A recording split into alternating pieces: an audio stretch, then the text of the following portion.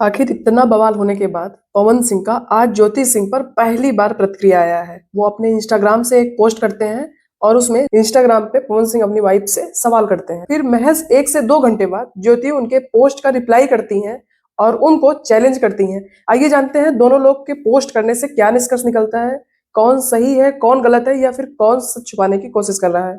Pawan Singh post करते हैं, मैं पढ़ के सुनाती हूँ और बगल में स्क्रीन पर लगा भी दूंगी, आप पढ़ लीजिएगा। मैं अपने जीवन में एक ही बात जानता हूँ कि जनता मेरे लिए भगवान है। क्या मैं आप सबके जन भावना को ठेस पहुंचाऊंगा जिसके बदौलत मैं यहाँ तक पहुंचा हूँ। और ज्योति सिंह से सवाल पूछते हुए उन्होंने क्या लिखा।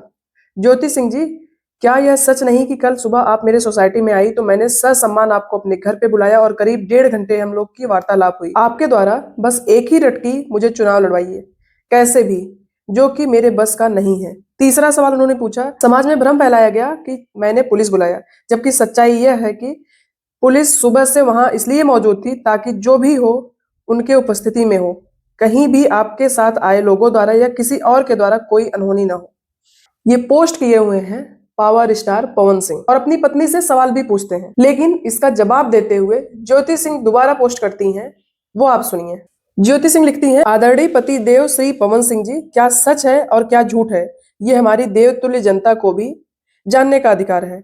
हम सही हो या आप सही हो, कल हम मिलकर मीडिया के सामने बैठते हैं, आप भी बैठिए और मैं भी बैठूंगी, क्योंकि यह अब चार दीवारी के अंदर की बात नहीं रह गई।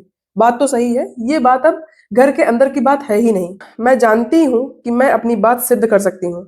यदि आप भी ऐसा कर सकते हैं तो हमारी देवतुल्य जनता के सामने आइए और खुलकर बात कीजिए। जहां तक चुनाव का प्रश्न है, यदि आप मुझे जीवन भर के लिए पत्नी के रूप में स्वीकार करते हैं तो मैं चुनाव नहीं लड़ूंगी, क्योंकि हम सत्ता के लिए अपनों का इस्तेमाल करने में विश्वास नहीं रखते हैं।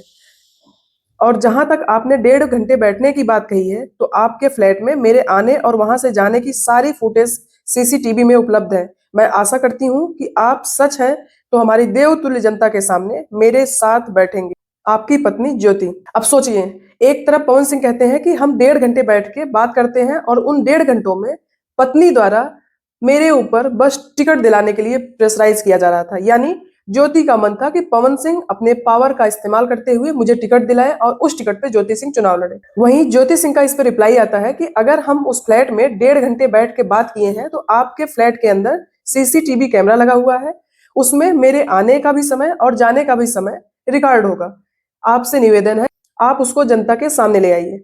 और दूसरी बात, पवन सिंह का कहने का साफ मतलब है कि ज्योति सिंह मुझसे सिर्फ चुनाव के मुद्दों पर बात करने के लिए वहां पर आई थी। वहीं ज्योति सिंह इस पर रिप्लाई करती हैं कि अगर आप जीवन भर के लिए मुझे पत्नी स्वीकार करते हैं तो मैं चुनाव लड़ूंगी ही नहीं। और सबसे बड़ी बात, ज्योति सिंह पवन सिंह को खुला चैलेंज करती हैं कि अगर आप अपनी बात सिद्ध कर सकते हैं तो आप मीडिया के सामने आइए, मैं भी अपनी बातें रखती हूँ और आप भी अपनी बातें रखिए। ज्योति सिंह कहती हैं, मैं तो अपनी बातें सिद्ध कर लूंगी, अगर आप भी सिद्ध कर सकते हैं तो आप जनता के सामने आइए। और सबसे बड़ी बात जो पवन सिंह आज बोल रहे हैं कि ज्योति सिंह सिर्फ चुनाव की बात करने वहां पर गई थी, तो अरे आप ही कौन से दूध के धुले हैं। सबसे पहले ज्योति सिंह का चुनाव में इस्तेमाल तो आपने ही किया था। अब जब पीछे ज्योति सिंह वही काम कर रही हैं तो आपको बुरा क्यों लग रहा है। बाकी आपको क्या लगता है, क्या ज्योति सिंह सही है या फिर पवन सिंह? प्लीज आप अपनी राय कमेंट बॉक्स में जरूर रखिएगा। Thank you.